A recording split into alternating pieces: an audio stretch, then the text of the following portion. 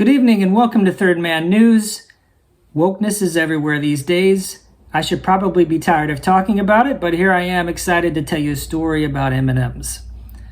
As a backdrop, I will say lots of businesses today and for many years have been pushing a woke agenda. Increasingly, every product, no matter how benign, has had equity, social justice, sexual politics injected into it, and that's probably because our schools have become progressive factories. Like modern and efficient assembly lines, they produce social justice warriors filled with an ideology, and they pump out millions of NPC foot soldiers to spread an ideology into the world. These graduates join the workforce and businesses. They are hired by HR departments, and sometimes whole new departments are created just for them with titles like Equity Agenda Officers.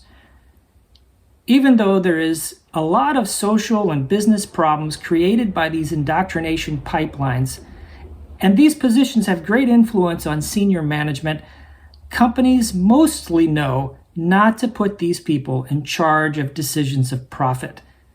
The bottom line of companies is still to make money. And when Nike puts out an ad with a woman or a minority winning a race, graduating college, and the caption is telling you how much the company cares about equity, let's be clear. They actually are selling shoes. They are snake oil salesmen.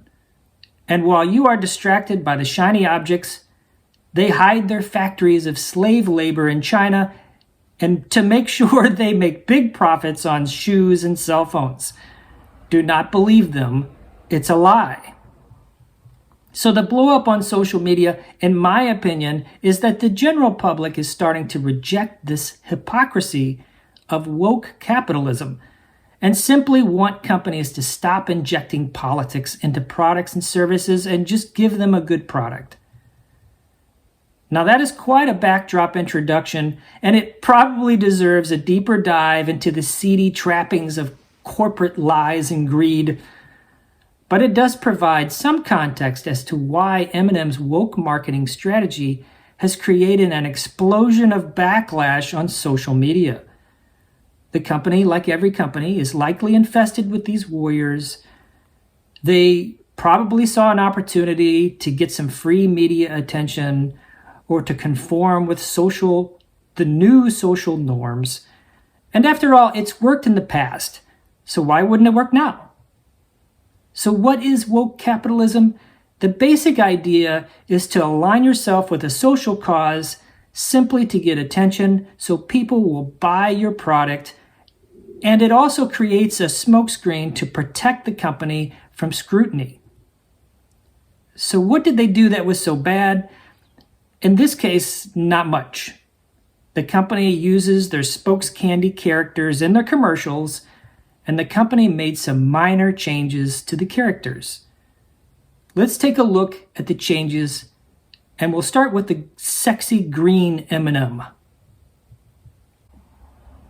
So what's happening here? We have the old one that shows some arm and some leg and has knee-high boots, and the new one is completely covered and her shoes have changed to sneakers.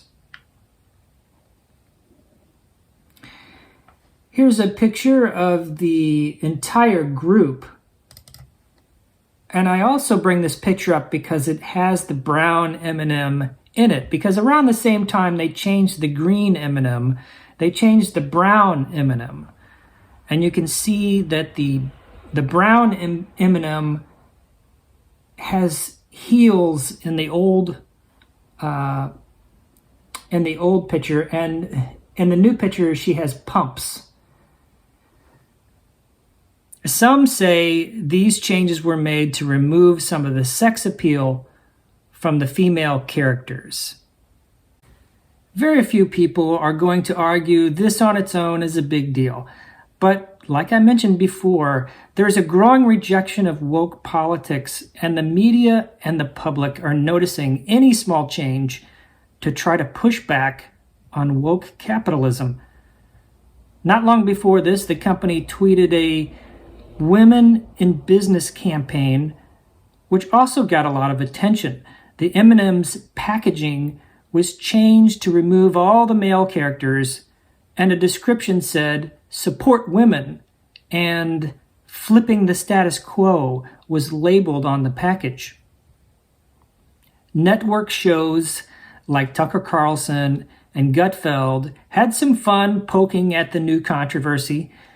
Then networks like NBC picked up on this and made it clear in their analysis that the public should not care about this. Of course, their twist on the story was that conservatives hate women, but you should expect that kind of politics from NBC. But let's take a look. There's more. Earlier this year, M&M's debuted a new wrapper to support women in business, and that did not go over well in some conservative circles. Late last year, Mars went further. The company added obese and distinctly frumpy lesbian M&Ms to promote, quote, feminism and body positivity. In other words, explained the Mars Corporation, it's good to be fat. Have some more M&Ms. NBC's claims here are wrong, of course. They were trying to claim or imply that Tucker Carlson hates women or something. But Tucker is commenting about how the company is injecting gay and fat acceptance into the marketing of their candy. And people just don't want that. And I don't think people believe that Tucker Carlson stays up all night plotting to destroy female achievement. It's just a commentary on how companies have agendas that they push. M&Ms have a long history of changes. You can look it up if you want. But in terms of controversy, here are the 4 basic changes they've made in recent years. In 2015, the company tweeted a picture of 2 girl M&Ms, green and brown, holding hands on a park bench. The implication was that they were lesbian. In 2022, as mentioned before, the green M&M's depiction was changed from knee-high boots to sneakers. This is also when brown M&M's shoes were changed from heels to pumps. The implication was that the company was trying to make female characters less female or less sexy. In 2022, they introduced a new purple girl M&M that was bigger and some say might be seen as frumpy, to be in line with a fat acceptance movement. And lastly, in 2023, M&M's packaging was changed for a limited time to remove all the male characters, and a description was placed to support women. Which raises the question, will they be creating a package of all male characters to support all young men? Probably not. Some people on social media felt these changes were attempts by the company to capitalize on social agenda, and the public backlash was bigger than the company expected. The company has been noticing the backlash and recently put out a tweet that was kind of a snarky apology. Here's the tweet. It says, "America, let's talk. In the last year, we've made some changes to our beloved spokes candies.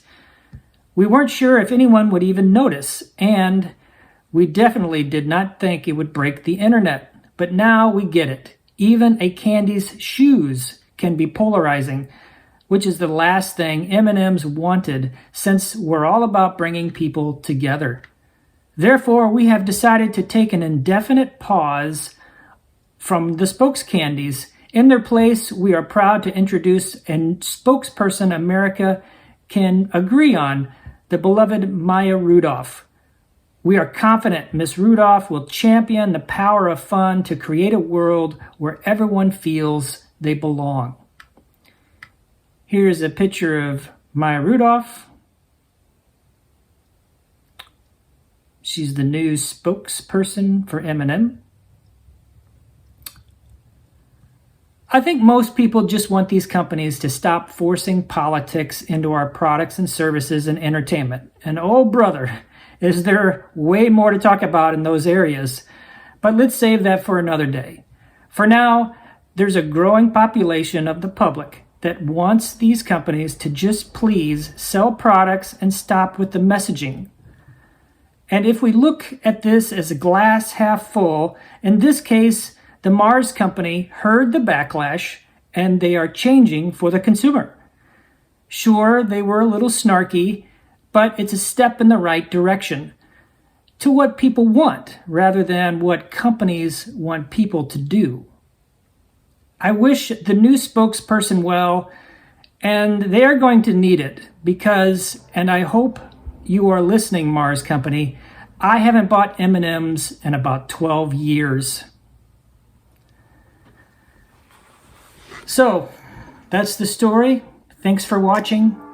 Stay safe, and I'll see you next time.